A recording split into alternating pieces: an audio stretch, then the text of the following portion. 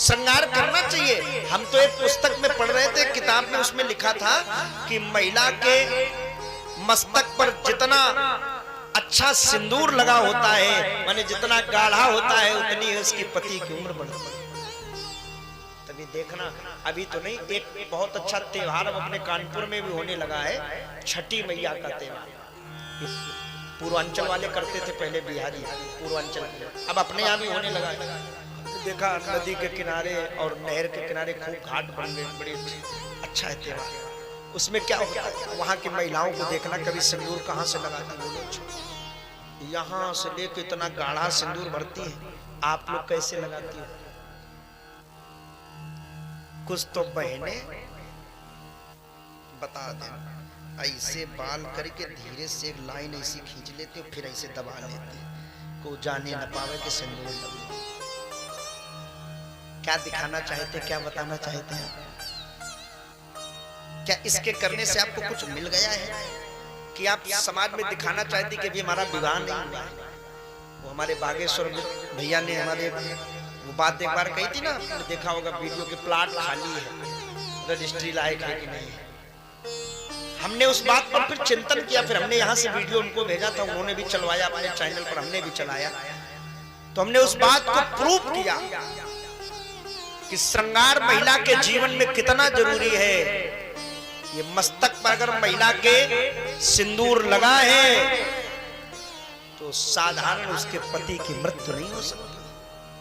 सावित्री के मस्तक पर सिंदूर था, और सिंदूर जब है नहीं तो पता चला 30 साल की उम्र हुई, पति निकल गए, अब रोते घूम रहा जीवन, क्या मतलब रहा। और उसका हमने प्रमाण जाना, कई रामायण खोजी, पुराणे खोजी, तो एक बड़ा अच्छा प्रमाण मिला एक रामायण में कि मेघनाथ का वध लक्ष्मण तब तक नहीं कर पाए जब तक उसकी पत्नी सुलोचना के मांग में सिंदूर था। हमने पूरी वो कथा सुनी, फिर उसको हमने वीडियो बना करके कथा में कहा, फिर हमारे लोगों ने, कई लोगों ने उसको वायरल भी करवाया। आपको भी वो कथा सुनाई दे रहा हूं। सुलोचना रावण की बहू, मेघनाथ की पत्नी। मेघनाथ ने लक्ष्मण को शक्ति मारी, क्या लक्ष्मण को शक्ति लग सकती है? जो स्वयं शेष अवतारी है, लेकिन उस दिन मार नहीं पाए मेघनाथ को। क्यों? उसकी जो पत्नी थी सुलोचना, उसके मांग में सिंदूर भरा था। लक्ष्मण बेहोश हो गए, मेघनाथ में आंच नहीं आई। इसके बाद लक्ष्मण को संजीवनी बूटी दी गई, लक्ष्मण जी जागृत हुए।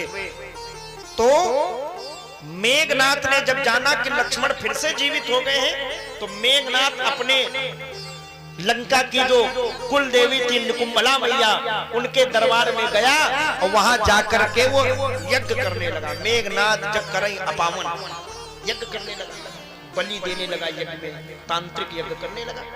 इसकी जो पत्नी थी सुलोचना, वो स्नान करने बैठी। देखना, इसीलिए महिलाएं रोज रोज बाल नहीं धुलती, सिंदूर न मिटने पाए, और कोई मतलब नहीं कि रोज रोज बाल धुलने का ना।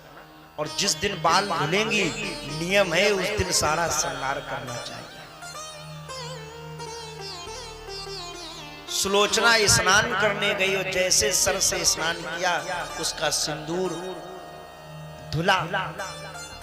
मेघनाथ रण में नहीं गया था ना, रण में नहीं मारा गया है। मेघनाथ तो यज्ञ कर रहा था, लक्ष्मण जी वहीं पहुंच गए। क्यों? जामवंत ने, अंगद ने, हनुमान ने कहा प्रभु अभी केवल मौका है, मेघनाथ को मार सकते हो। अगर सुलोचना ने सिंदूर भर लिया तो फिर नहीं मार पाओगे, पतिव्रता नारी है। तो लक्ष्मण तुरंत बाण उठाए और तुरंत दौड़ पड़े। वो युद्ध करने तो आए नहीं था, जिस दिन मारा गया उस दिन युद्ध करने नहीं आया था। मेघनाथ तो यज्ञ कर रहा था और लक्ष्मण जी जा करके और यज्ञशाला के अंदर मेघनाथ को मार दिया, चूंकि पत्नी सिंदूर मिटा दी। हमारे यहाँ का ये लॉजिक है, ये न माना जाए केवल कलर बना है ना। कलर समझ के अगर आप केवल श्रृंगार कर रहे हो कि हम अच्छे लगे, दर्पण में देखने में सुंदरता लगे, ये मतलब अच्छा सिंदूर भरिए, लगाइए। और सिंदूर भी लगाइए तो ऐसे नहीं कि बाजार से लाए सीधे लगा लिया ना। उस सिंदूर को लाओ डिब्बी में, जिसमें भी लाए हो उसको ले जाओ, पहले भोले बाबा के मंदिर में जहाँ गौरी मैया पार्वती बैठी हो उनके माथे पे लगा दो, और जो उंगली में बचा है वो उसी सिंदूर में जल गया, प्रसाद बन गया। वो लगाना। जीवन में कभी ऐसा आपका समय ही नहीं आएगा कि आपको सफेद साड़ी पहननी है, आपके मस्तक से सिंदूर छूट जाएगा। भगवान रक्षा करेंगे। मां रक्षा करेगी। श्रृंगार का